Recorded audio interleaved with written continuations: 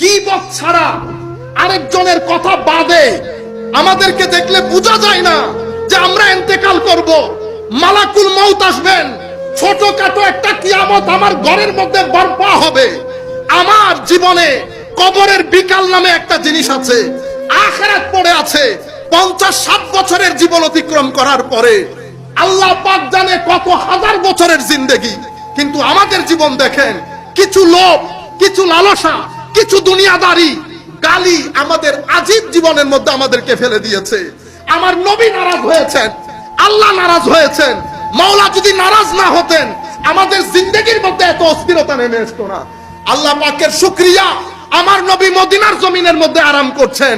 নবী পাক যদি মদিনায় মুনাফারার মধ্যে না থাকতেন, আল্লাহ এই ধরতিকে উলট পালট করে দিত।